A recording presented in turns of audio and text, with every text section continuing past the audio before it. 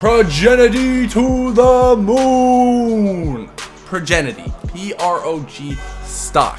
Is the stock an undervalued biotechnology company, or is it a falling knife short squeeze stock? These are the type of questions we are going to be going over and discussing in today's video. If you don't mind dropping that early like, always highly appreciated. Subscribe for more content, but let's get right into it. I quickly want to thank the sponsor of today's video, that is Moomoo.com. There's a link below in the description if you wanted to check them out. They're a licensed member of FINRA and SIPC. They're giving away a free AMC stock. All you have to do is deposit $100 on their platform and you get a free share of AMC. This is on top of their already fantastic brokerage promotion where they're giving away up to $7,000 in free stock as long as you deposit $1 on their platform. So if you wanted to check this out, the link's below in the description or pinned comment section. Now, I need to get into the juice of today's video, which is how exactly Progenity management scammed your grandma. Alright, so here on Ortex, we have this new statistic, which is estimated short interest percentage of today's free float. Now, this is that pink line right here. So, as you guys can see, the green line right here is estimated short interest percentage of free float. Now, the difference between these two statistics is the fact that the free float is not a constant number. The free float in Progenity since the beginning of October has actually changed significantly. And that is why you will see a much higher estimated short interest over here. Let's just say the October 19th, where the estimated short interest percentage of free float was 59%, and the estimated short interest percentage of today's free float was only 27%. That's almost 50% smaller. So as you guys can see over here on October 6th, it was over 100% shorted. The next few days, it became 43% shorted, and this is due to delusion. The free float actually increased. And with October 25th right here being the largest gap that we have actually seen between the estimated short interest percentage of free float and the estimated short interest percentage of today's free float, and right here on November 18th, it closed the gap entirely, and now these two numbers are pretty much the same. And this is mostly due to the fact that the float is now the same as it was on November 18th. Now, moving over to Fintel, we can get an estimate of what the free float actually was during this time period. So if we're moving right here to 10/15, you guys can see the estimated free float was about 19 million shares. If we look below this statistic, it was pretty much the same. Going back all the way to March of 2021, it was also at about 18 million shares. They only diluted about 1 million shares. But after 10/15, at 10/29, you guys can see the free float moved up to 65 million shares. Then on 11/15, it moved up to 83 million shares. Then it moved up to about 90 million shares, 11/30.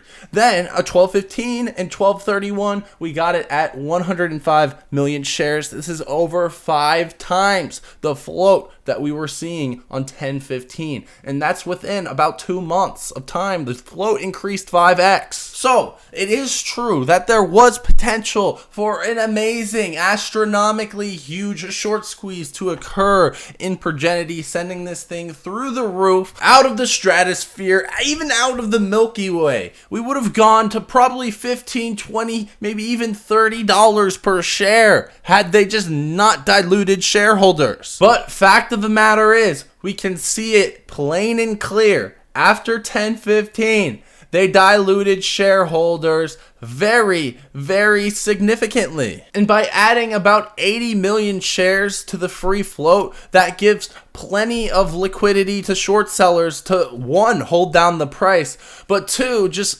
fulfill their obligations as short sellers, which is covering the stock. If retail were holding all 20 million shares and they never diluted retail, they would not have been able to find shares to cover, and we probably would have got an insane short squeeze. Literally.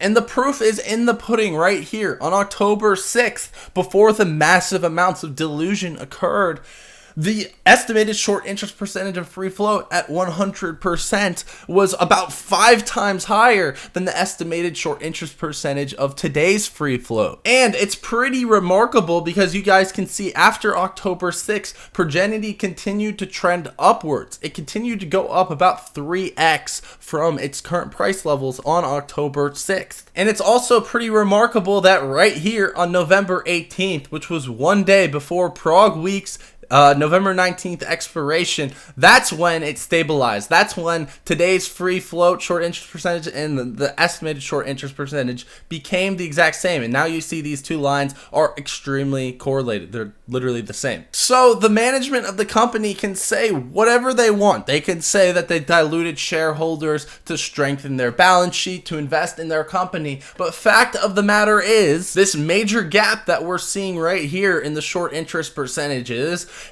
literally correlated with the uptrend. You see the volume right here, the majority amounts of volume, and then the volume stops once these two figures are exactly the same. That's when the volume in Progenity stopped. And now that there's not immense amounts of volume in the stock, they're just not diluting investors anymore. So had the management of Progenity not diluted shareholders, I think it's pretty safe to say that it would have gone about 5 times higher than it did. Instead of going to $6 per share, it probably would have gone to about $30 per share, which would have been absolutely a remarkable short squeeze. And this also shows the issue in a lot of these companies because they aren't really looking out for shareholders. They are most likely aware that shareholders want a short squeeze, yet they dilute you by 5 times the free float anyways. And this could be said about a lot of companies, AMC included. AMC also has diluted shareholders very, very significantly over the past